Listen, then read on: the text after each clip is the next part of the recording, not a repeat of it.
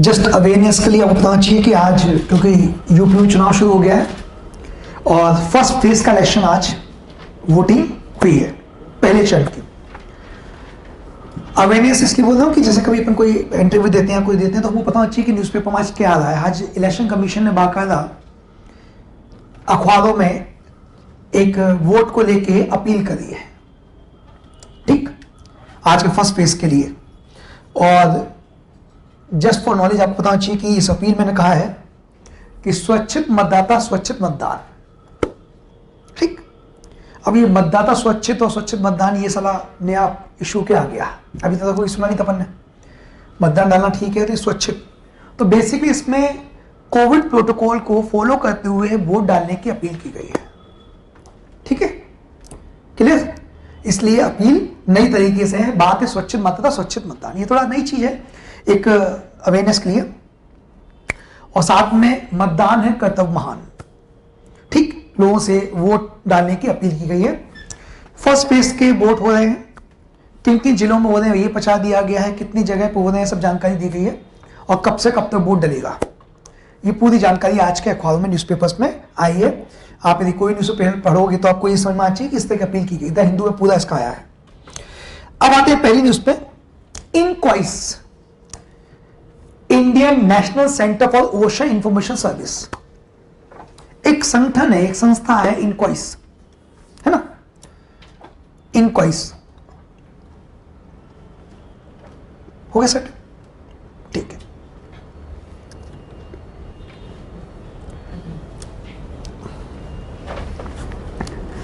ये इनक्वाइस है, ये देश में जितने भी कोस्टल इलाके हैं तटवर्ती, उनका वल्नरेबिलिटी असेसमेंट करेगा, entire Indian coast at state level.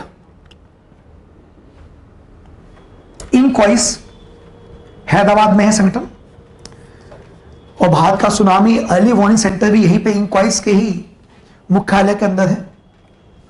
तो भारत में जो कोस्टल स्टेट्स हैं उनकी वल्नरेबिलिटी असेसमेंट की जाएगी, संपूर्ण भारतीय तटवर्ती इलाकों की राज्य स्तर पे, और इसके थ्रू एक एटलस बनाया जाएगा,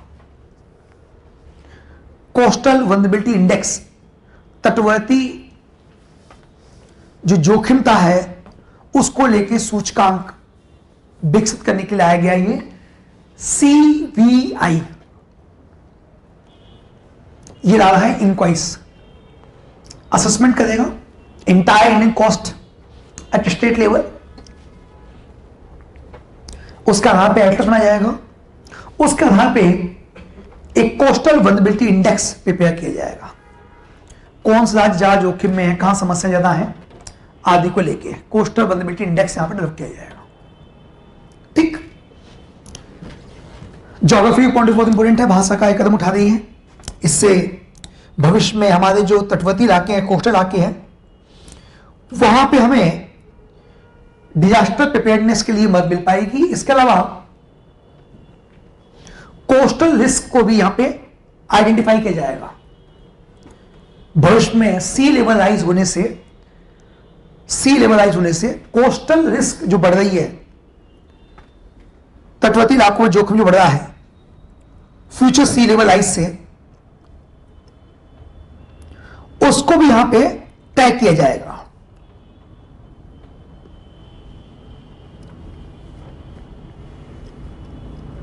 ठीक,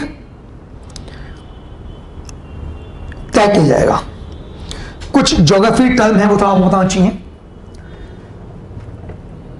जैसे टाइडल रेंज। टाइडल रेंज एक पैरामीटर रहेगा आकलन करने का। वेव हाइट, टाइडल रेंज क्या होती है, कुछ आइडिया किसी को, किसको बोलते हैं टाइडल रेंज, किसी को कुछ आइडिया? ज्योग्राफी पढ़ चुके अपन लोग तो आइडिया होना चाहिए कि नहीं है। चलिए मैं दिखा देता हूं, एक मिनट।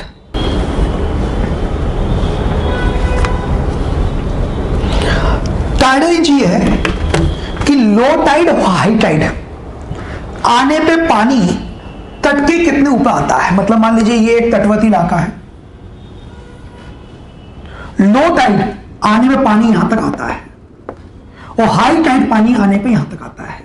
तो लो टाइड और हाई टाइड के बीच का जो रेंज है, जो अंतर है, उसको बोलते हैं टाइडल रेंज। ठीक, टाइडल रेंज। जैसे आपने देख रहे हैं कि यहां पे जैसे हाई टाइड आया, ये पानी जो है इस लेवल तक आ गया, और जब नहीं है पानी यहां से गायब, तो ये देखिए ये पूरा शिप ऊपर तक पहुंच गया। इस तरह से हमने ज्वार भाटे का इस्तेमाल करते हुए, टाइड का इस्तेमाल करते हुए पोर्ट तक शिप को पहुंचा दिया। ऐसे शिप जहां पे टाइडल चीजों को यूज करता है, बोलते हैं टाइडल पोर्ट्स। इंडिया में टाइडल पोर्ट्स हैं क्या? हैं। ठीक, ये पढ़ा चुका हूं मैं आपको। तो इसी बात को यहां आर्टिकल में कहा गया टाइडल रेंज।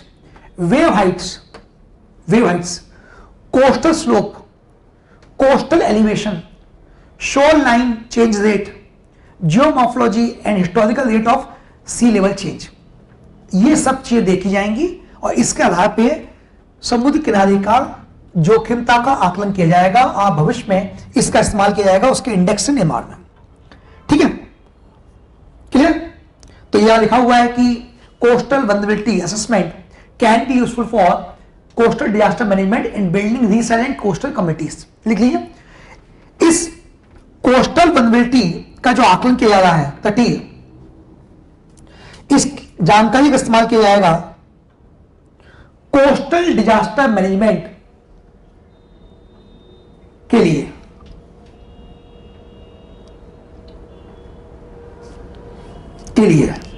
ठीक, ये न्यूज बहुत सिग्निफिकेंस है इंडिया के लिए। आपको पता है कि भारत एक ऐसा देश है जिसके पास एक अंतर्राष्ट्रीय समुद्र सीमा भी हमारे साथ छूती है। अंतर्राष्ट्रीय समुद्र हमारे टच करता है काफी। कितने राज्य हैं जो समुद्र टच करते हैं भारत में? 9। स्टार्ट करिए, गुजरात, महाराष्ट्र, गोवा। गोवा राज्य है, यूटी है राज्य, वेरी गुड जी। और कर्नाटका, केरल, तमिलनाडु, अभी तमिलनाडु उड़ीसा से आंध्र प्रदेश, तेलंगाना, तेलंगाना है नहीं, और उड़ीसा और वेस्ट बंगाल। ठीक, यदि इन इलाकों में हमको पता है कि जैसे क्लाइमेट चेंज हो रहा है, क्लाइमेट चेंज का सीधा इफेक्ट है समुद्र में सी लेवल बढ़ रहा है, समुद्र जल का स्तर बढ़ रहा है क्योंकि हमारे दोनों ध्रुवों पे बर्फ ग्लेशियर पिघल रहे हैं और सी लेवल राइज हुआ तो कोस्टल इलाकों में जो इलाके हैं वो डूबेंगे। इसके अलावा कोस्टल इलाकों में कई प्रकार की नई आपदाएं आएंगी, है ना। साइक्लोन बढ़ेगा, साइक्लोन बढ़ रहा है, हमें पता है कि आईपीसीसी रिपोर्ट बोलती है कि भविष्य में भारत में साइक्लोन बढ़ेगा, चक्रवात बढ़ेगा। ठीक, पैटर्न बदल रहा है। ठीक, तो ये और भारत की स्थिति आप देखेंगे तो भारत ट्रॉपिकल साइक्लोन के इलाके पड़ता है। हम लोग उस कटिबंधीय चक्रवात के हालातों पड़ते हैं जहां पे चक्रवात हमें हमारे स्पेशली जो ईस्ट कोस्ट है उसके लिए काफी वल्नरेबिलिटी बढ़ा देते हैं। तो ये सब दूर करने का नया प्रयास किया रहा है यहां पर। ठीक है, तो इससे आपदा तो कम होगी, भविष्य में जो आपदाएं आने वाली हैं उनका भी आकलन करके हम उस हिसाब से लोगों के लिए वह निर्माण कार्य करेंगे। तो इंक्वायरीज की नहीं पहले काफी इंपोर्टेंट न्यूज है ये। फिर मैंने कल भी आपको करवाया था, वही न्यूज आज फिर आई है, प्रधानमंत्री मातृ वंदना योजना। प्रधानमंत्री मातृ वंदना योजना, तो मातृ वंदना योजना को लेके अभी संसद में जो हमारी ministry of women and child development है स्मृति ईरानी जी, उन्होंने जवाब दिया है और उन्होंने यह कहा है कि जो मातृ वंदना योजना है इस पर नंबर ऑफ बेनिफिशियरीज, लाभार्थी इंदौर ज्यादा हुए हैं, रजिस्टर्ड ज्यादा हुए हैं और सरकार के लक्ष्य से ज्यादा लोग इसमें शामिल हुए हैं। सरकार का जो लक्ष्य था उससे ज्यादा। प्रधानमंत्री मातृ वंदना योजना अच्छी स्कीम है। यदि हम पिछले 3 साल देखें तो प्रत्येक वर्ष सरकार का लक्ष्य है उससे ज्यादा लोग इस स्कीम में रजिस्टर्ड हुए हैं। ऐसा मंत्री महोदय ने सदन में अपने जवाब में बताया है। ठीक, मातृ वंदना योजना।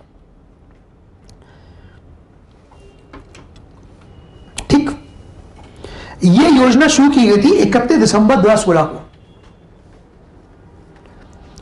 यह योजना शुरू की गई थी 31 दिसंबर 2016 को और इसमें पहले जीवित बच्चे के जन्म पर मां को ₹5,000 की राशि दी जाती है निर्धारित शर्तों के साथ। उसके गर्भवती होने के कारण कामकाज न करने के भुगतान के रूप में, मेहनताने के रूप में उसको राशि दी जाती है। बेसिकली पार्शियल कंपनसेशन है फॉर लॉस ऑफ वेज, क्योंकि जिस समय गर्भवती होगी काम नहीं कर पाएगी तो उसको ये पार्शियल कंपनसेशन मिलेगा during her pregnancy so that she can get proper nutrition. ठीक है ना, पर्याप्त पोषण उसको मिल पाए। ठीक है, 3 किश्तों में पैसा मिलता है मातृ वंदना योजना में। ये योजना केवल उन्हीं महिलाओं को लाभार्थी मानती है जो सेंट्रल गवर्नमेंट, स्टेट गवर्नमेंट और पीएसयू में काम नहीं करती है।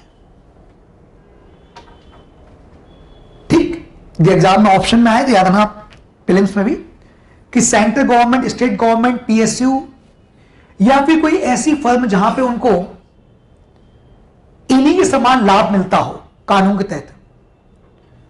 कोई ऐसी फर्म में वो काम कर रही है जिनको उनको सरकारी कंपनी या प्राइवेट कंपनी या सरकारी क्षेत्र आदि के कानून के तहत लाभ यदि नहीं मिलता तभी वो हकदार होंगी, अदरवाइज हकदार नहीं होंगी। ठीक, the scheme is only for those womens who are employed by the central state government और PSU and do not receive similar benefits under any law. यदि वो किसी अन्य कानून के तहत भी लाभार्थी हैं, बेनिफिशियरीज हैं, भले वो इसमें गवर्नमेंट, सेंट्रल गवर्नमेंट में नहीं है, स्टेट में नहीं है, पीएसयू में नहीं है, लेकिन किसी अन्य के तहत वो लाभार्थी है तो उनको नहीं मिलेगा। ठीक, इस स्कीम में जननी सुरक्षा योजना को क्लब कर दिया गया है। इस स्कीम में जननी सुरक्षा योजना को क्लब कर दिया गया है। और जननी सुरक्षा योजना यह है कि यदि बच्चे का जन्म इंस्टीट्यूशनल डिलीवरी होती है, संस्थागत जन्म होता है, अस्पताल में होता है, घर पे नहीं होता है, तो ₹1,000 की अलग राशि मिलती है इंस्टीट्यूशनल डिलीवरी बर्थ करवाने को लेकर। ठीक, तो टोटल ₹6,000 मिलते हैं मैटरनिटी बेनिफिट को लेकर। मैटरनिटी बेनिफिट को लेकर इसमें टोटल ₹6,000 मिलते हैं। ठीक, स्कीम की कई आलोचनाएं भी हम पहले पढ़ चुके हैं। स्कीम की आलोचना यह है कि इसे पहले बच्चे पे मिलता है, लेकिन यदि दूसरा बच्चा कर रहे हैं तो उस पर नहीं मिलता है। तो अभी गवर्नमेंट नया इनिशिएटिव लेके आ रही है, दूसरे बच्चे पे मिलेगा, लेकिन दूसरा बच्चा लड़की होगी तो, ताकि बच्चियों को माता पिता पैदा करने से बचे नहीं। ये सरकार बदलाव लेके आ रही है। दूसरा, इस स्कीम को यदि हम देखें तो यह विरोधाभासी स्कीम है, कॉन्ट्रडिक्टरी स्कीम है। और कॉन्ट्रडिक्शन यह है कि एक और तो नेशनल फूड सिक्योरिटी एक्ट कहता है कि सभी माताओं को या ऐसी महिलाएं जो बच्चों को दूध पिलाती हैं उन्हें लाभ मिलना चाहिए। ठीक, और वही ये स्कीम केवल डिस्क्रिमिनेट कर रही है किनको? किनको? केवल पहले बच्चे को। तो ये स्कीम को लेके यहां पर डिस्क्रिमिनेशन के लेके बातें चल रही हैं, लेकिन ये स्कीम बहुत इंपॉर्टेंट है। अगला क्वेश्चन ये कि क्या भारत के संविधान में गर्भवती महिलाओं को लेकर कोई प्रावधान है? कहीं पे है? फंड राइट्स में, ड्यूटीज में, ये डीपीएसपी में मैं स्पष्ट बात प्रावधान कर रहा हूं। इनडायरेक्टली तो फिर अपन कहीं भी जोड़ सकते हैं, आर्टिकल 21 में जोड़ लें तो, लेकिन डायरेक्ट कहीं लिखा है क्या? डीपीएसपी में प्रावधान है, लिख लीजिए। डीपीएसपी में गर्भवती महिलाओं को, हमारे कॉन्स्टिट्यूशन में डीपीएसपी है, directive principle of state policy, वहां पे गर्भवती महिलाओं से जुड़ा हुआ प्रावधान भी है, डीपीएसपी।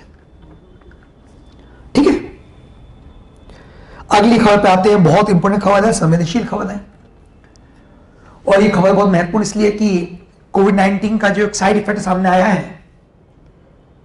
कि 2018 से 2020 के बीच में, 18 से 20 के बीच में, 20 के बीच में लगभग 16,000 लोगों ने मौत या आत्महत्या करी है दिवालियापन और ऋणग्रस्त का कारण है, इंडेप्टनेस और बैंक्रप्सी। ये दो बड़े कारणों से लगभग 16,000 लोगों ने आत्महत्या करी है। वहीं अनएम्प्लॉयमेंट, बेरोजगारी को लेकर लगभग 9,140 लोगों ने आत्महत्या करी है।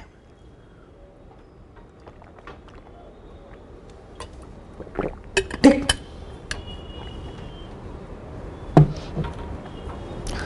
इनमें से जो अधिकांश अनएम्प्लॉयमेंट कारण आत्महत्या की गई है वो करी गई है 2020 में, जिस समय लॉकडाउन देश में लगाया गया था और बड़ी संख्या में लोगों के रोजगार चले गए थे।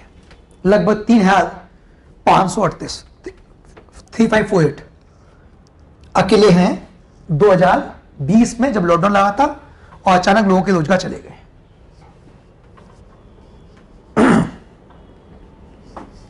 तो ये चिंता का विषय है देश में। ये जो न्यूज है, इस न्यूज से आप क्या समझे, क्या हमारे लिए क्या मायने इस खबर के? देश में यदि आत्महत्याएं बढ़ती हैं और युवा इस आत्महत्या को अपनाते हैं तो देश की एक बड़ी आबादी जो डेमो डिविडेंड बन सकती है, जनसांख्यिकीय लाभांश बन सकती है, उसको हम खो रहे हैं। ठीक, एक तो ये एक समस्या निकल के आ रही है और दूसरा युवा स्ट्रेस नहीं, युवा स्ट्रेस लिए तनाव नहीं झेल पा रहे हैं। दूसरी समस्या आ रही है कि इनकी आत्महत्या करने से, क्योंकि कमाऊ एज में है, इनका जो परिवार है वो गरीबी रेखा में चला जाता है या वो गरीबी का शिकार हो जाता है और वहां पे उनकी स्थिति और बढ़ जाती है। भाई कमाऊ एज का लड़का यदि चला गया तो माता पिता की जो आर्थिक बदहाली है वो और बढ़ जाती है। तो ये इसका दूसरा नेगेटिव इंपैक्ट है। ठीक, राष्ट्र के स्तर पे तो है ही, पारिवारिक स्तर पे भी एक बड़ी क्षति है, बड़ा नुकसान है। तो ये जो आत्महत्या बढ़ती जा रही है, इसको दूर करने के क्या प्रयास किए, तो हमें कई लेवल प्रयास करने पड़ेंगे। ये मैं आपको इसे बोल रहा हूं कि जब आपको पूछता है और रिपोर्ट चर्चा में है तो हमें कई लेवल स्तर प्रयास करने पड़ेंगे। सबसे पहले तो हमें समझना पड़ेगा कि जो एम्प्लॉयबिलिटी है, जो रोजगार प्राप्यता है, जो रोजगार करने की क्षमता है, उसको हम कहीं ना कहीं अपने सिस्टम में लेके आए। केवल एजुकेशन, शिक्षा देने से ही काम नहीं चलेगा। शिक्षा के साथ रोजगार पाने की क्षमता, एम्प्लॉयमेंट एबिलिटी, उसकी कैसे इनरिच हो, कैसे एंश्योर हो, हमें इस पे भी काम करना पड़ेगा। ये एक बड़ी समस्या है। ये असल में आगे ठीक। दूसरा, मैंने कहा कि दिवालियापन, इंडेप्टनेस और ये सब बढ़ने लगा है, इस कारण से लोग आत्महत्या कर रहे हैं। तो इसके लिए क्या करें और सोल्यूशन क्या अपनाएं? इनका रिस्क कम हो जाए। क्या इनको इंश्योरेंस सुविधाओं का लाभ दें?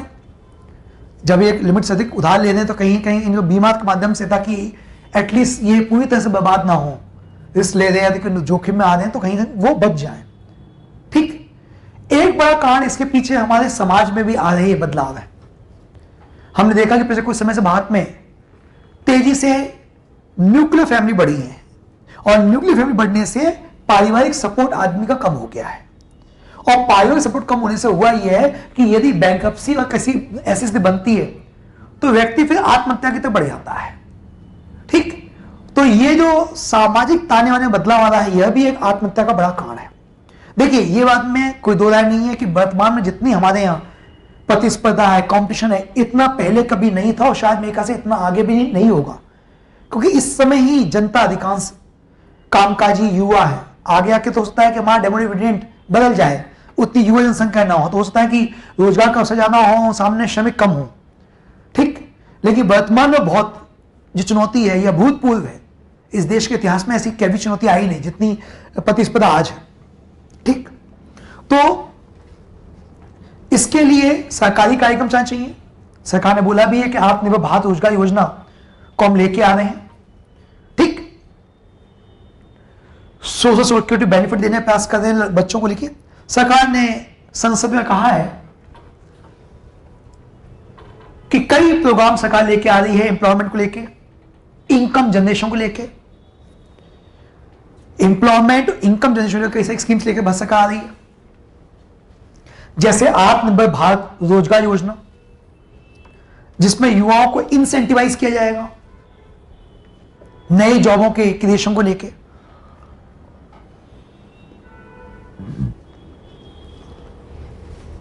और सोशल सिक्योरिटी बेनिफिट्स उनको दी जाएंगे, ये सरकार ने संसद में कहा है।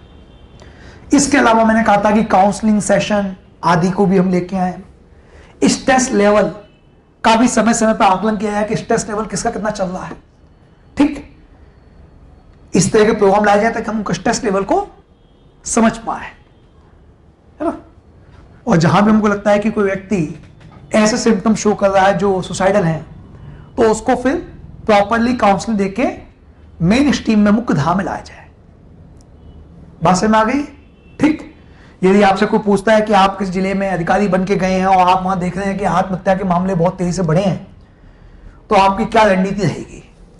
तो आपकी रणनीति यह रहेगी, सबसे पहले आप पता करने की कोशिश करेंगे कि आत्महत्या का कारण क्या है।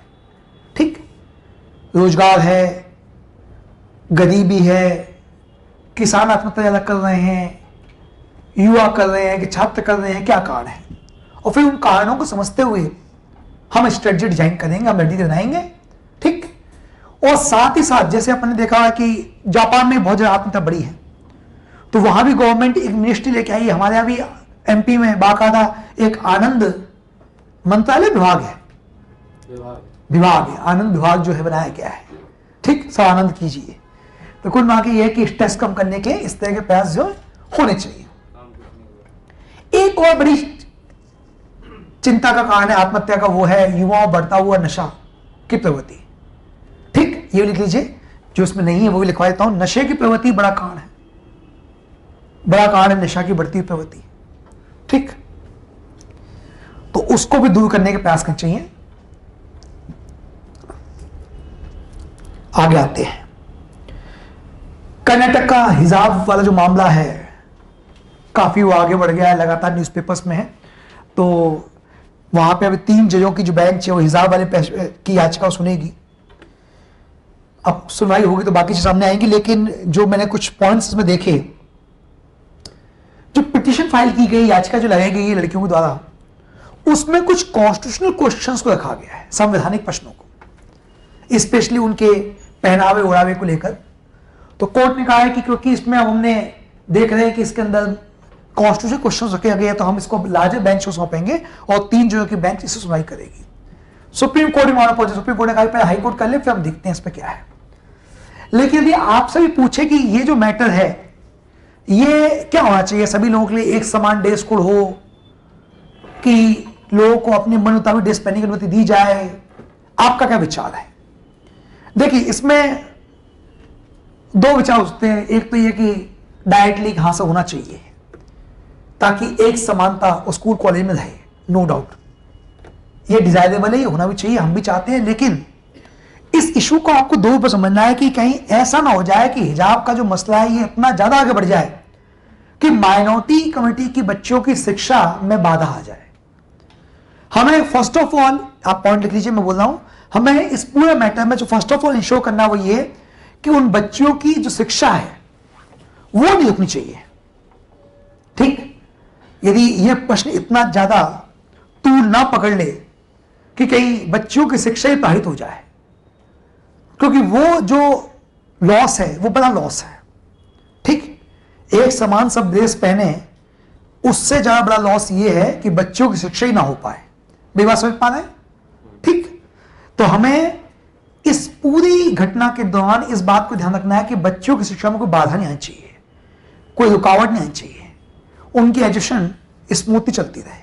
ठीक है ना।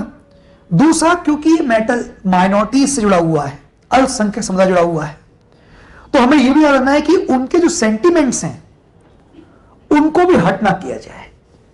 बात समझ आ गए? क्योंकि सेंटिमेंट्स हर्ट्स हो गए तो वो फिर ज्यादा बड़ी दिक्कत दे जाएंगे।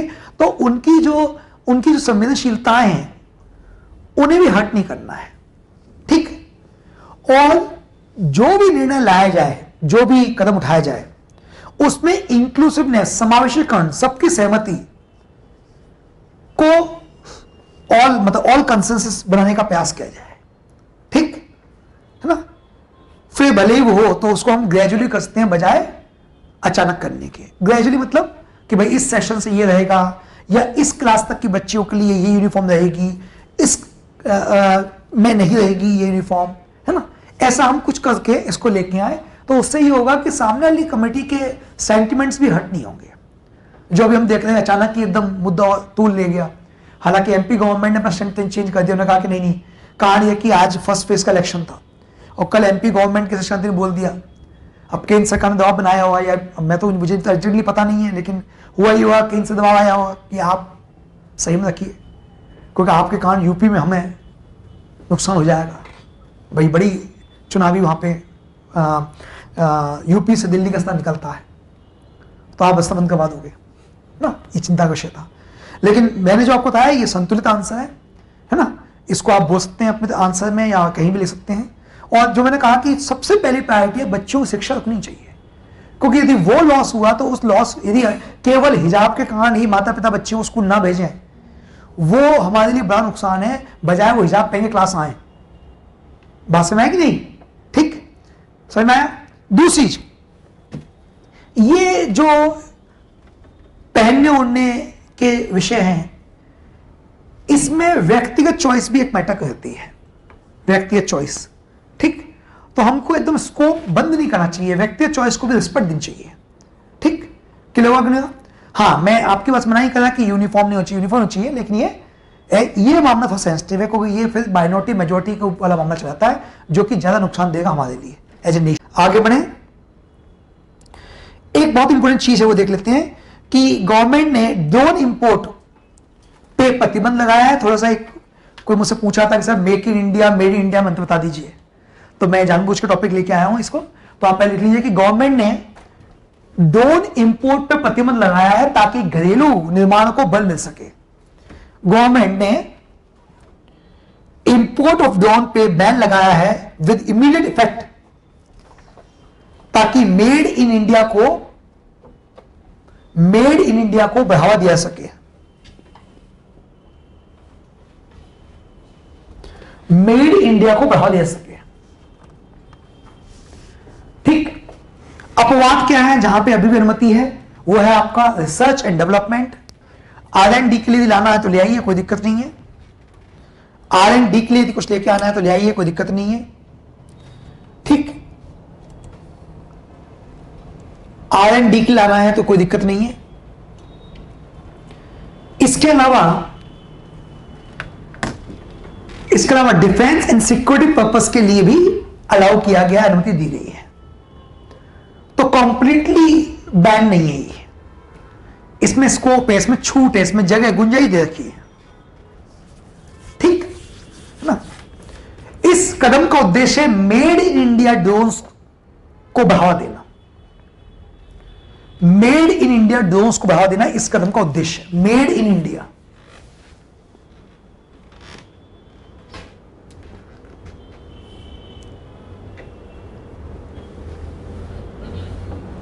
ठीक, नए जो नियम जारी किए गए हैं वो Indian trade classification harmonise system 2022 से तहत किए गए।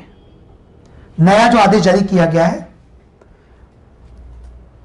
वो किया गया है Indian trade classification harmonise system 2022 से तहत किए गए हैं।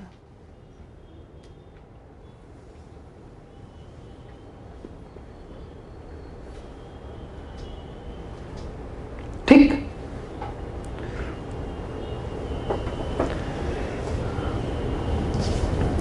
ठीक, इसके तहत जारी किए गए हैं और कुछ कैटेगरी के ड्रोन जो है उन्हें प्रतिबंधित किया गया है। एक चीज और कि जिनको अनुमति दी गई है, R&D वाले, सिक्योरिटी डिफेंस वाले, इंपोर्ट करने की जिनको अनुमति दी गई है, इनमें ड्वेल क्लियरेंस लगता है। इनमें ड्वेल अनुमति मिलती है, दोहरी अनुमति आवश्यक होती है। जो भी अपवाद हैं उनमें दोहरी अनुमति आवश्यक होती है। विल रिक्वायर्ड नहीं, दोहरी नहीं, ड्यू क्लियरेंस, उनमें ड्यू क्लियरेंस आवश्यक होता है, मतलब अनुमति पहले नहीं पड़ती है। ड्वेल नहीं, ड्यू क्लियरेंस। ठीक, हाँ। एक और चीज, पिछले साल भारत सरकार ने पिछले साल हमने अपने यहां एक उदार ड्रोन नियम घोषित किए थे। लास्ट ईयर हमने अपने यहां उदार मतलब लिबरलाइज्ड ड्रोन रूल्स जारी किए थे। लास्ट ईयर जारी किए थे हमने, और जो जारी किए थे इसका दो उद्देश्य था। पहला, देश में ड्रोन अनुसंधान को बढ़ावा देना, देश में ड्रोन अनुसंधान को बढ़ावा देना, और दूसरा देश को ड्रोन हब के रूप में डेवलप करना।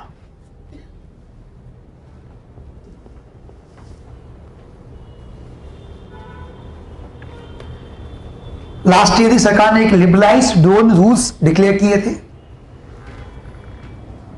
इसके अलावा हमारे यहां सरकार ने प्रोडक्शन लिंक इंसेंटिव स्कीम भी ड्रोन उनके कंपोनेंट के लिए घोषित कर रखी है। उत्पादन आधारित प्रोत्साहन स्कीम भी सरकार ने घोषित कर रखी है ड्रोन और उससे जुड़े हुए जो कंपोनेंट्स हैं उनको लेकर। पीएलआई, यहां पे पीएलआई है, हम पीएलआई लगातार पिछले 3-4-5 दिन से पढ़ रहे हैं, रह के पीएलआई चर्चा में आ रही है। तो ड्रोन्स के लिए पीएलआई सरकार ने घोषित करा ताकि देश के अंदर, और जहां भी पीएलआई होता है उसका केवल शुद्ध जमा एक उद्देश्य होता है, देश के अंदर निर्माण को बढ़ावा देना। अब इसमें कुछ टर्म आया है मेड इन इंडिया और मेक इन इंडिया, दोनों में अंतर क्या है? तो लिख लीजिए मेड इन इंडिया और मेक इन इंडिया में अंतर क्या है? अंतर क्या है?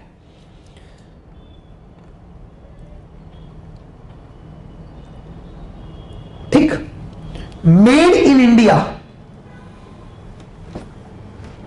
जो है लिखा हुआ है, मेड इन इंडिया में लिख लेते हैं। मेड इन इंडिया में जो उत्पादक के कारक होते हैं, डोमेस्टिक फैक्टर्स ऑफ प्रोडक्शन जो होते हैं वो इन्वॉल्व होते हैं।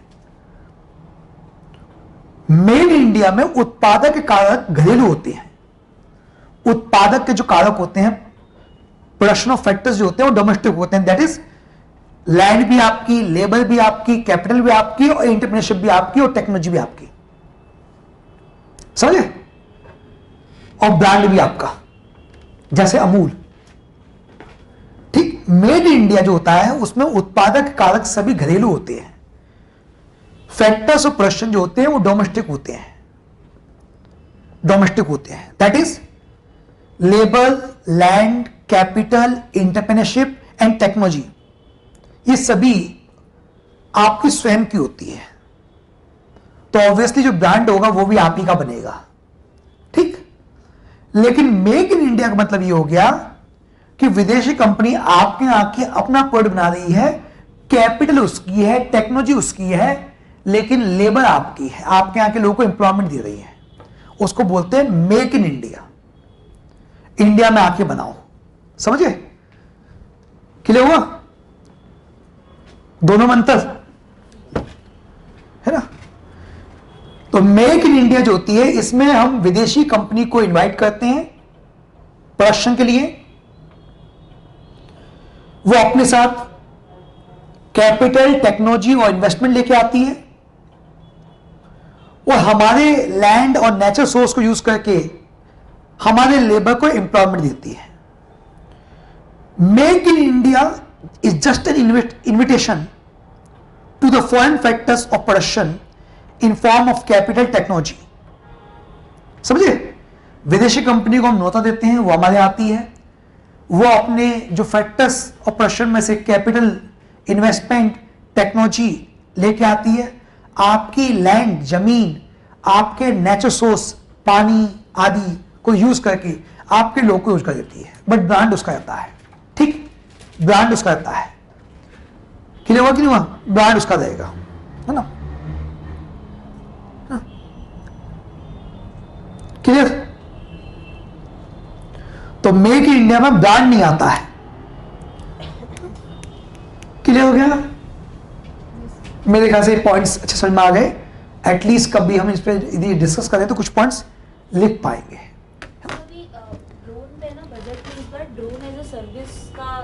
हाँ, तो sir drone as a service मतलब रिसर्च एंड डेवलपमेंट, और इसको सिक्योरिटी पर्पस से हटके तो उसे एज अ सर्विस भी अब यूज करेंगे। तो सर एज अ सर्विस से मतलब क्या हो सकता है? जैसे हम दूर दराज के इलाकों में दवाइयां पहुंचाना हो, ठीक, या इसी प्रकार से कोई ऐसे इलाके में जोखिमपूर्ण इलाके में कोई सामान पहुंचाना हो, या आपके खेती वगैरह में हमको स्प्रे करना हो कुछ कीटनाशक का, तो आदि में हम ड्रोन का इस्तेमाल कर सकते हैं।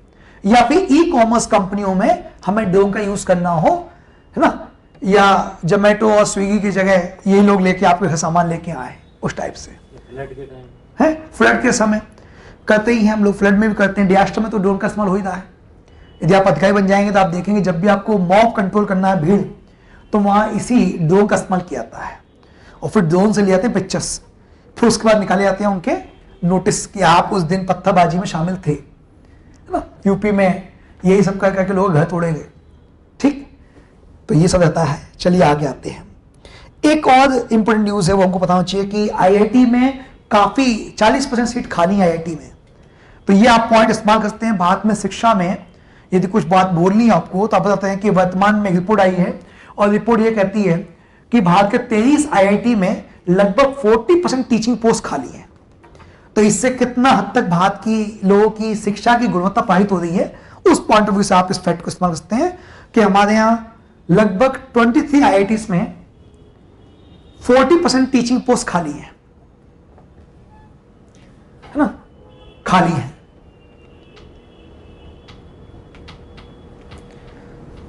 इसके अलावा यदि हम रिजर्व कैटेगरी वाइज देखें, आरक्षण के अनुसार देखें, तो रिजर्व कैटेगरी में भी काफी पोस्ट खाली है।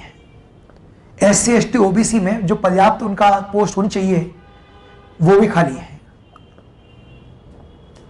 ठीक। तो जितने भी आईआईटी उन सब में फैकल्टी स्ट्रेंथ और वैकेंसीज का एक फिगर दिया हुआ है। ये राज्यसभा में क्वेश्चन लगा था तो वहां उसका आंसर दिया गया, शशि थरूर जी ने लगाया था कांग्रेस तरफ से। इस क्वेश्चन को लगाने के पीछे या इस न्यूज से हमें क्या सीखने को मिल रहा है, क्या हमारे लिए नॉलेजफुल चीज निकल के आ रही है। यदि शिक्षकों की पद खाली है देश के अच्छे तकनीकी संस्थानों में, तो इससे कहीं ना कहीं टेक्नोलॉजिकल एजुकेशन में या टेक्निकल एजुकेशन में प्रॉपर जो डेवलपमेंट होना चाहिए वो नहीं हो पाएगा, और उसका आगे आके दिक्कतें आएंगी, है ना। तो ये कहीं निष्कर्ष मिल गई कि शिक्षकों के पद, हम आमतौर सोचते हैं कि शायद हमको लगता है कि स्कूल लेवल पे ही स्थिति बदहाल होगी, लेकिन ये उच्च तकनीकी संस्थान है, वहां पे भी स्थिति काफी कमजोर है ना। तो ये एज सुन एज पॉसिबल होना चाहिए, क्योंकि बाकी सब चीज ठीक है, एजुकेशन से हम कॉम्प्रोमाइज नहीं कर सकते, ठीक है। इसके अलावा एक और न्यूज है कि 14 फरवरी को इसरो एक सैटेलाइट लॉन्च कर रहा है 2022 में, EOS-05 earth observation satellite 04 PSLV C-52 से। और पता है कि PSLV भारत का एक ऐसा इंजन है जो काफी सक्सेसफुल रहा है, सक्सेस रेट इसकी बहुत ज्यादा है PSLV की, ठीक। PSLV और GSLV मेजर रूप से हम दो तरह के रॉकेट सिस्टम यूज कर रहे हैं, PSLV और GSLV, ठीक। दोनों में जो चरण होते हैं, फेजेस होते हैं, वो अलग अलग है। PSLV कितने चरण का है? 4 चरण का है, सॉलिड लिक्विड लिक्विड। और GSLV जो है वो 3 सॉलिड लिक्विड एंड देन आपका क्रायोजेनिक स्टेज, उसमें 3 स्टेज है, इसमें 4 स्टेज है, ठीक। तो ये हम लॉन्च कर रहे हैं। इसमें इस सैटेलाइट को सन सिंक्रोनस पोलर ऑर्बिट में रखा जाएगा। सन सिंक्रोनस पोलर ऑर्बिट, सूर्य तुल्य, मतलब हमेशा सूर्य के सामने रहेगा ये। Sun synchronous polar orbit from north pole to south pole चलेगा ये, ठीक, चलेगा। इसकी ये रहेंगे। ये एक रडार इमेजिंग सैटेलाइट है, ये एक रडार इमेजिंग सैटेलाइट है जो सभी मौसम में हाई क्वालिटी पिक्चर्स देगा, जिसका उपयोग खेतीबाड़ी में, एग्रीकल्चर में, वनीकरण में, फॉरेस्ट्री में, सॉइल मॉइस्चर को देखने में, मृदा की जो नमी है उसको देख आकलन में, और फ्लड मैपिंग में होगा। इसका एप्लीकेशन ये है, इसका एप्लीकेशन यही है कि रडार इमेजिंग सैटेलाइट होगा, हाई क्वालिटी इमेजेस देगा सभी मौसम में, जिनका उपयोग किया जाएगा कृषि प्रबंधन, वन प्रबंधन, सॉइल मॉइस्चर प्रबंधन एक्सेट्रा में, ठीक है। अब इसी को लोग पढ़ के बस ऐसे ऊपर भी निकल जाएंगे US-04, लेकिन एग्जैक्टली यदि हम एग्जाम में, तो आपके पास कंसेप्ट कंटेंट है कि ये EOS का क्या अनुप्रयोग, क्या एप्लीकेशन है, इसकी उपयोगिता क्या है। ठीक, इस मिशन में 2 छोटे सैटेलाइट भी भेजे जाएंगे जो को पैसेंजर होंगे, सहयात्री होंगे। मेन सैटेलाइट के साथ 2 अन्य छोटे सैटेलाइट भी होंगे जो को पैसेंजर्स होंगे। एक स्टूडेंट निर्मित सैटेलाइट है inspire set 1, inspire set 1, inspire set 1।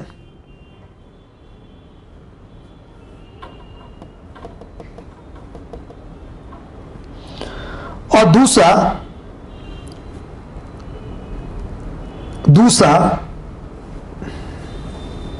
एक टेक्नोलॉजी डिमोस्टर सैटेलाइट है यूनिवर्सिटी ऑफ कोलोराडो का, INS-2TD, INS-2D, ये कोलोराडो विश्वविद्यालय का एक टेक्नोलॉजी डिमोस्ट्रेटर सैटेलाइट भी है, INS-2D, ये भेजा जाएगा। ठीक, तो आप देख सकते हैं कि साइंस और टेक्नोलॉजी का हम उपयोग कहां कहां कर सकते हैं।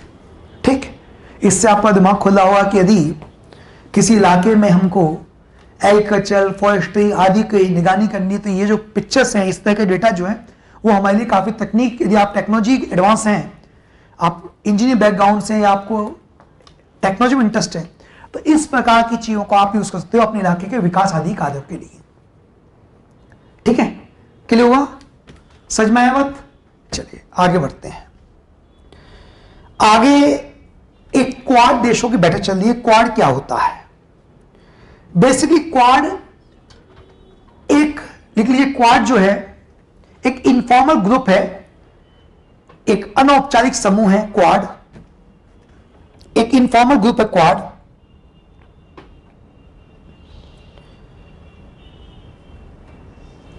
समान विचारधारा के लोकतांत्रिक देशों का, लाइक माइंडेड डेमोक्रेसीज का, समान विचारधारा के लोकतांत्रिक देशों का एक औपचारिक, अनौपचारिक, इनफॉर्मल ग्रुपिंग है,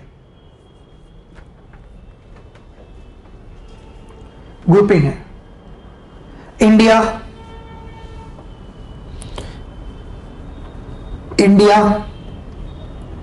ऑस्ट्रेलिया, US और जापान।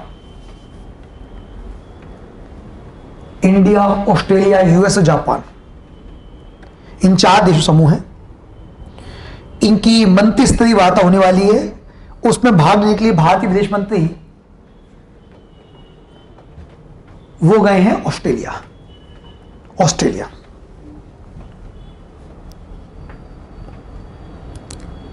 ठीक,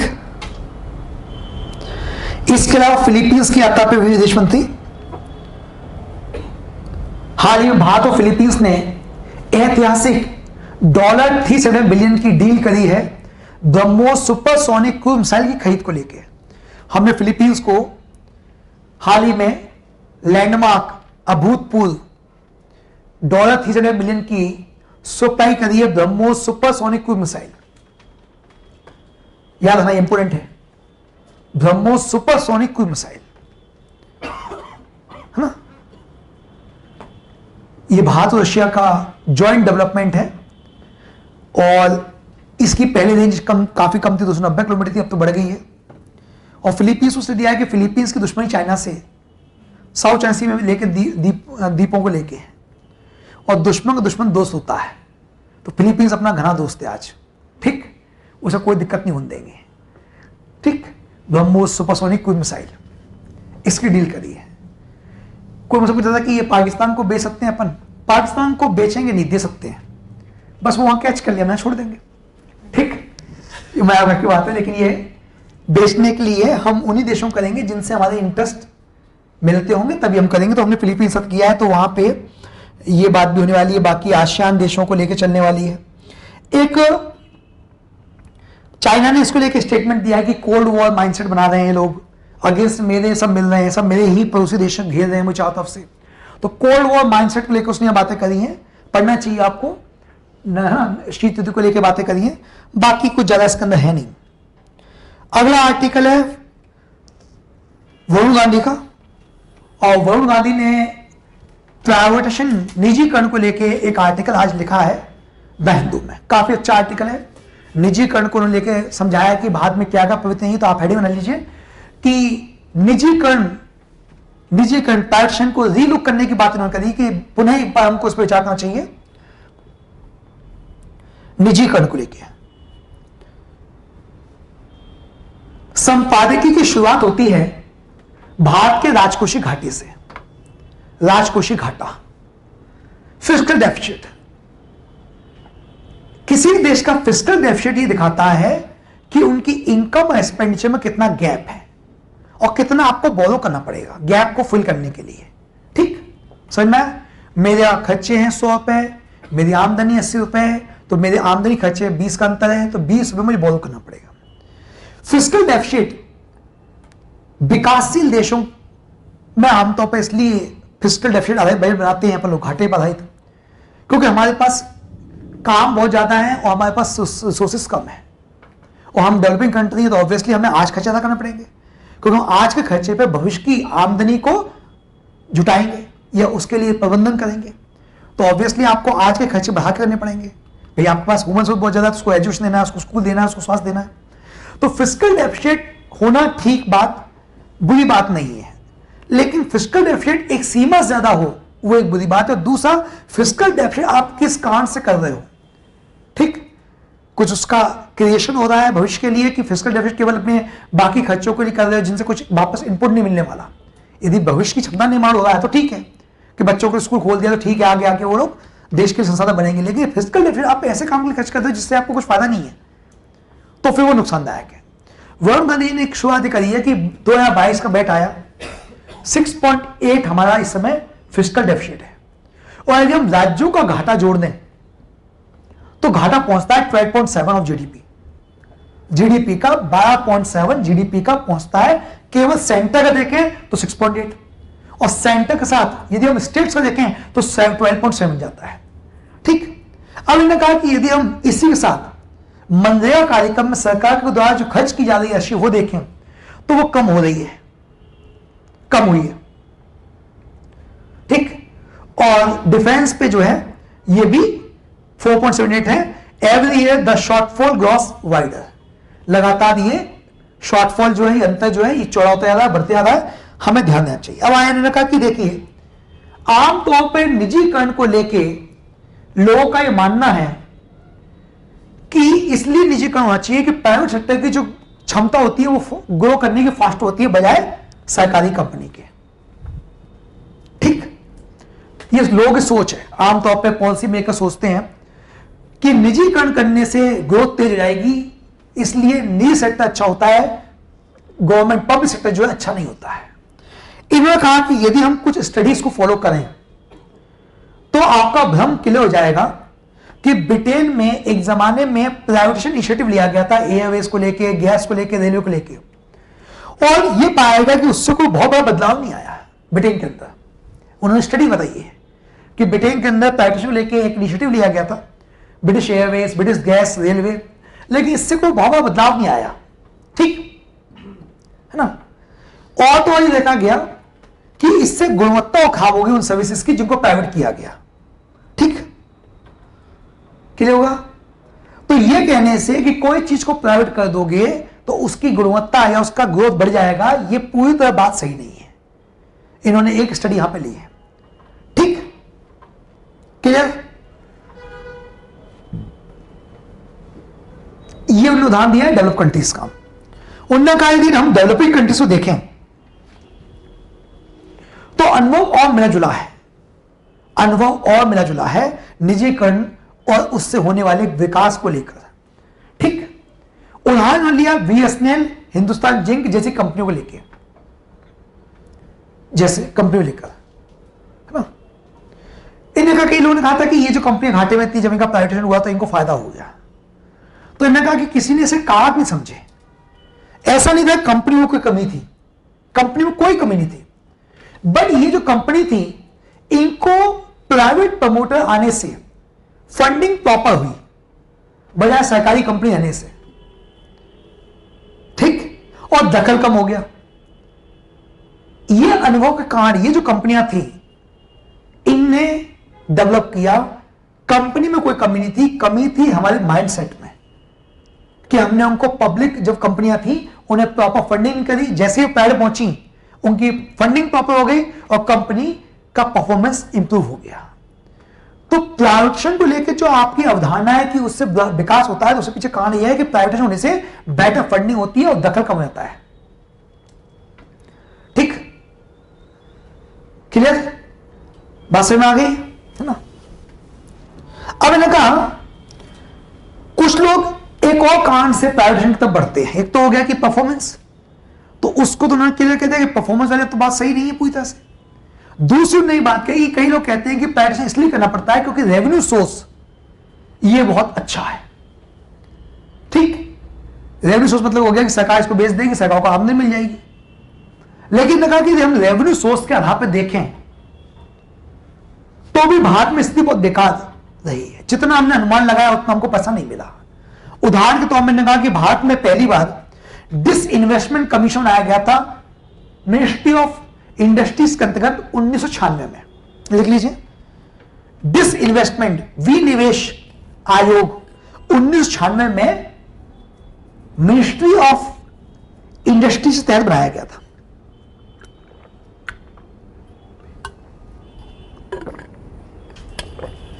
ठीक, हालांकि बहुत कुछ कर नहीं पाया। 1999 में इस कमीशन को डिसॉल्व कर दिया गया, भंग कर दिया गया, भंग कर दिया गया। हालांकि कुछ ज्यादा फर्क नहीं आया, इसको 1999 में भंग कर दिया गया। इसके बाद एक पृथक, एक separate department of disinvestment setup किया गया मिनिस्ट्री ऑफ फाइनेंस के अंतर्गत। पहले मिनिस्ट्री ऑफ इंडस्ट्री तहत किया गया, फिर मिनिस्ट्री ऑफ फाइनेंस तहत किया गया कि भाई इससे फिर वापस से कैपिटल हम रेवेन्यू जनरेट करेंगे। तो मिनिस्ट्री ऑफ फाइनेंस तहत बनाया गया इसको 1900 किसमें 99 में, साल को लिखा था मैंने, ठीक, हाँ। आगे चल के इसको एक पूर्ण मंत्रालय में कन्वर्ट कर दिया गया 2001 में, मिनिस्ट्री ऑफ डिसइन्वेस्टमेंट को, विनिवेश मंत्रालय को आगे चल के एक मंत्रालय बना दिया गया, प्रायोरिटीज देते हुए कि भैया अपन को डिसइन्वेस्टमेंट करना है तो इसको प्रॉपर मंत्रालय बनाओ। तो आगे चल के कमीशन से इसको मंत्रालय बना दिया गया 2001 में। ठीक, फिर 2004 में, क्योंकि 2004 में वो पता है कि यहां से एनडीए का शासन खत्म हुआ, यूपीए मनमोहन सिंह सरकार का फर्स्ट कार्यकाल शुरू हुआ था, तो वापस से डिपार्टमेंट बना दिया गया 2004 में। लेखक ये कहते हैं कि यदि हम ये आयोग का मंत्रालय बनना, मंत्रालय से पहले आयोग बनना, फिर भंग होना, यदि इस पूरी कहानी को देखें तो हम देखते हैं कि इस पूरी कहानी के दौरान जो हमने इससे आशा की थी कि इतना हमको पैसा मिलेगा, वो कभी भी नहीं मिला है, वो कभी नहीं मिला है। इन्होंने कहा कि जो भी प्राप्तियां हुई हैं डिसइन्वेस्टमेंट से, वो सदैव लक्ष्य से कम रही है, सदैव लक्ष्य से कम रही है। ठीक, जैसे 2011 में लक्ष्य था 40,000 करोड़ का, मिला 22। 2020 में इसी प्रकार से 50,000 हमने जुटाया, लक्ष्य था 1 लाख करोड़ का। तो कभी भी हमको डिसइन्वेस्टमेंट से उतनी कमाई नहीं हुई जितना हमने लक्ष्य रखा था, और यह हमारी एक बड़ी विफलता रही है। लेखक ने वित्त वर्ष फाइनेंशियल ईयर 2011 से लेकर 2021 के बीच में पूरा एक औसत निकाला है कि हमने लगभग 5 लाख करोड़ रुपए रेस किया, जबकि हमारा जो लक्ष्य था उससे ये उसका केवल 33% था। मतलब 15 होगा तो 5 अचीव किया टोटल का, तो काफी कम ने अचीव किया। ठीक,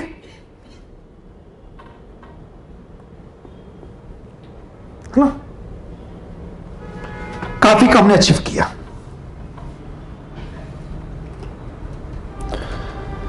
लेखक कहते हैं कि इसके लिए हमको अब अन्य विकल्पों को भी प्रयासना चाहिए, केवल प्राइवेटाइजेशन पर निर्भर नहीं चाहिए। ठीक, जैसे उन्होंने कहा कि हमने क्या किया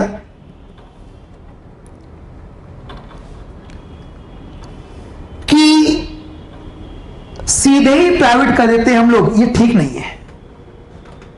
हमें जैसे अपने एयर इंडिया का पूरा बेच दिया एक बार में, तो होना ही चाहिए कि हम उसका कुछ स्टॉक बेचें और उसको बेच के प्राइवेट को इन्वॉल्व करें, फिर उसको प्रॉफिट रखें ताकि हमको उससे पैसा रेवेन्यू मिलता रहे, बजाय वन टाइम बेचने के। ठीक है ना? पूरा नहीं बेचना चाहिए हिस्सा, कुछ हिस्सा गवर्नमेंट को अपने पास रखना चाहिए ताकि उससे प्रॉफिट भी आए। सरकार ने कोशिश की थी, एयर इंडिया में पढ़ाया भी था आपको, टाटा ने साफ कहा था कि 100% लेना हो तो हम लेंगे, 40, 60, 50 वाले हम आपसे इन्वॉल्व नहीं होंगे, उसका मतलब नहीं है। तो कंपनियों में एग्री नहीं होती है, ये भी चीज है। लेकिन इनका कहना है कि हमको कोशिश करनी चाहिए कि हम पूरी तरह ना बेच के कुछ हिस्सा बेचें और कुछ हिस्से में अपनी भागीदारी रखें ताकि उसका भविष्य का प्रॉफिट भी हमको मिलता रहे। ये उन्होंने यहां पे आर्टिकल में पॉइंट्स बोले हैं।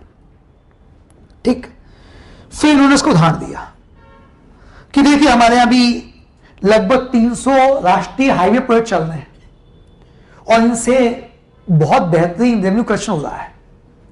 ठीक, तो अब जब भी हम कभी इस तरह के एसेट्स आदि को बेचें तो उनका प्रॉपर वैल्यूएशन होना चाहिए, प्रॉपर वैल्यूएशन,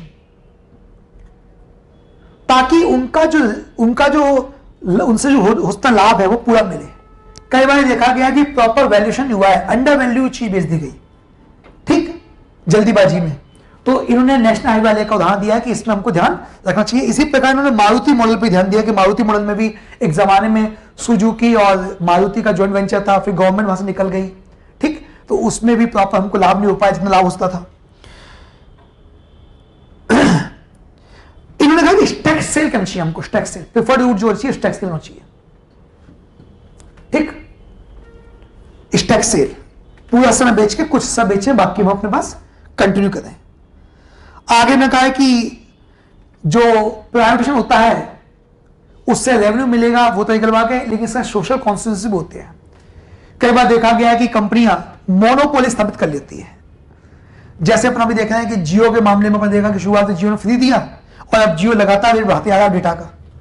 इन्होंने कहा कि हम इंडिया के बड़ी कंपनियों को देखें तो इंटरेस्टिंग बात यह है कि कुछ एक कंपनियां हैं जिन्होंने पूरे मार्केट को कंट्रोल कर रखा है। पेंट की एक कंपनी है, सिगरेट बनाने लिए एक कंपनी है जिन्होंने मोनोपोली स्थापित कर रखी है। तो यदि ये इस तरह से मोनोपोली स्थापित करेंगे तो ये हमारे लिए अच्छी बात नहीं है। प्राइवेट होने से मोनोपोली की तरफ बढ़ने का बड़ा खतरा दिखाई देता है। ठीक, केवल 20 फर्म ऐसी हैं जो लगभग 70% प्रॉफिट जनरेट कर रही हैं कॉर्पोरेट सेक्टर का। अब आपको पता है कि हमारे कॉन्स्टिट्यूशन में एक बात कही गई कि जो संसाधन होंगे उनका हम विकेंद्रीकरण करेंगे। एक डीपीएस में कहा गया है, ठीक, डिसइंटीग्रेशन सोर्सेस की बात करिए, यहां पे इंटीग्रेशन हो रहा है, उल्टा चल रहा है। तो इससे भविष्य में हमको और ज्यादा दिक्कतें आएंगी, ये उन्होंने कहा है कि इस पर ध्यान दीजिए। अब इन्होंने कहा चाइना का मॉडल लेते हैं। चाइना में प्राइवेटाइजेशन नहीं किया गया, चाइना में गवर्नमेंट कंपनीज को ही प्रॉपर रेगुलेट किया गया, कॉर्पोरेट पीएसयूज को एक फर्म के अंदर करके उनको बेटर गवर्नेंस दी गई, अपॉइंटमेंट लीडरशिप की गई, एग्जीक्यूटिव मर्ज किए गए और एक्वायर किया, मतलब इनको प्रॉपर पावर दी गई और उन कंपनीज ने गवर्नमेंट के अंडर रह के बेहतर रूल एंड गवर्नेंस किया है। तो इंडिया में ऐसा क्यों नहीं पॉसिबल है? पीएसयूज को आप ऑटोनॉमी दीजिए, ठीक, हाँ, ताकि चाइना के समान भारतीय कंपनियां भी बढ़े और ये घाटे का सौदा ना होके लाभ का सौदा हो। ये पूरे आर्टिकल में कहा गया है ना। हंट फॉर इमीडिएट रेवेन्यू, जो आप चाहते हो कि तुरंत बेच के कुछ पैसा कमा लो, should not overshadow the long term interest of the ordinary Indians.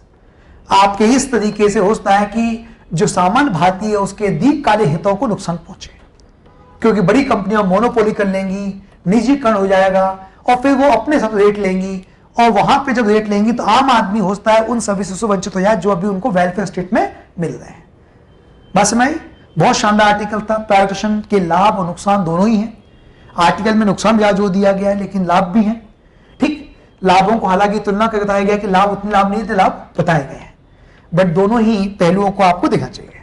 ठीक है, तो आज के डिस्कशन में यह है, एक केरल मॉडल की बात करी है। केरल मॉडल में यह है कि केरल के अंदर बहुत लोग पढ़े लिखे हैं, हाई लिटरेसी रेट है, लेकिन केरल के अंदर नई समस्या निकल के आ रही है, स्पेशली वहां के वेस्टर्न घाट को नुकसान पहुंचा है, इस पर केरल में कई बाढ़ें आ रही हैं। तो आज एक एडिटोरियल केरल को लेके भी है, केरल मॉडल उसको बोलते हैं, और केरल मॉडल समय के साथ अप्रासंगिक हो रहा है, ऐसी बातें चल रही हैं, ठीक है ना। तो ये मैंने आज जरूर आर्टिकल लिया कि इससे आपको समझ में आएगा कि एयर इंडिया जो हुआ निजीकरण वगैरह, उसमें और क्या तरीके हो सकते थे। ठीक है, चलिए, धन्यवाद।